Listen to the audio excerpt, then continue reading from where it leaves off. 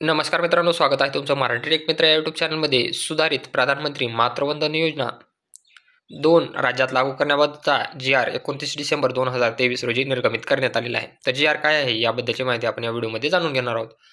भारतातील दारिद्र्य रेषेखालील व दारिद्र्य रेषेवरील अनेक गर्भवती महिलांना गरोदरपणाच्या शेवटच्या टप्प्यापर्यंत शारीरिक क्षमता नसतानाही मजुरीसाठी काम करावे लागते.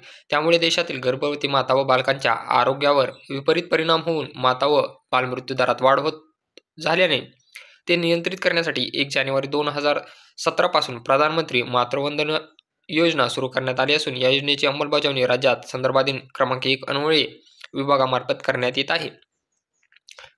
तर शासन निर्णय काय आहे पहा. केंद्र शासनाच्या महिला व बालविकास मंत्रालयाच्या दिनांक 14 जुलै 2022 रोजीच्या मिशन शक्ती मार्गदर्शक सूचनानुसार मिशन शक्ती अंतर्गत 2 भागात एकूण 14 योजना एकत्रित केल्या आहेत. त्यापैकी सामर्थ्य या विभागात एकूण 6 योजना असून या योजनांमध्ये प्रधानमंत्री मातृवंदना योजनेचा समावेश करण्यात आला आहे. प्रधानमंत्री मातृवंदना योजनेअंतर्गत लाभार्थ्यांना लाभ देणे व योजना राबविण्याबाबतच्या सुधारित मार्गदर्शक सूचना सन 2023-24 पासून पुढील प्रमाणे राज्यात लागू करण्यास मान्यता देण्यात येत आहे. याच्यामध्ये तुम्ही पाहू शकता आता योजनेअंतर्गत अनुज्ञेय लाभ व त्यांचे वितरण खालीलप्रमाणे राहील.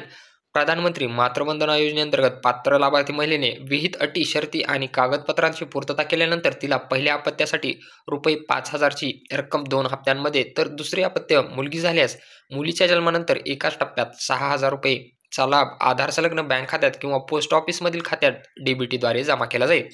म्हणजे पहिल्या अपत्यासाठी जे आहे ते आता महिलांना ₹5,000 2 टप्प्यामध्ये मिळतील आणि जर दुसरं अपत्य मुलगी झालं तर 1 टप्प्यामध्ये ₹6,000 त्यांना डीबीटीद्वारे त्यांच्या खात्यामध्ये वर्ग केले जातील.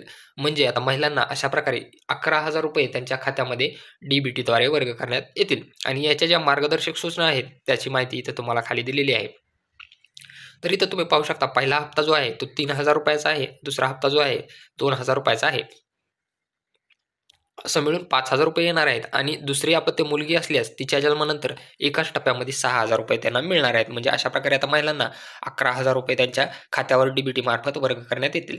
याबाबतची पूर्ण जी माहिती आहे, याच्यासाठी कुठलेही कागदपत्र लागणार आहेत, काय काय लागणार आहे, इथं तुम्ही कागदपत्र पाहू शकता. ज्या महिलांचे निव्वळ कौटुंबिक उत्पन्न प्रतिवर्ष 8 लाखपेक्षा कमी आहे, अनुसूचित जाती, अनुसूचित जमातीच्या महिला, 40% व अधिक अपंगत्व असणाऱ्या दिव्यांगजन महिला, बीपीएल शिधापत्रिकाधारक महिला, आयुष्यमान भारत अंतर्गत प्रधानमंत्री जन आरोग्य योजना अंतर्गत महिला लाभार्थी, ई श्रम कार्ड धारक महिला, किसान सन्मान निधी अंतर्गत लाभार्थी महिला शेतकरी, मनरेगा जॉब कार्ड धारक महिला, गर्भवती आणि स्तनपान करणाऱ्या अंगणवाडी सेविका, अंगणवाडी मदतनीस, अन्न सुरक्षा कायदा 2013 अंतर्गत रेशन कार्ड धारक महिला लाभार्थी, यामध्ये या महिला याचा लाभ घेऊ शकतात. आणि याच्यासाठी किमान हे एक त्यांच्यापाशी ओळखपत्र असणं आवश्यक आहे.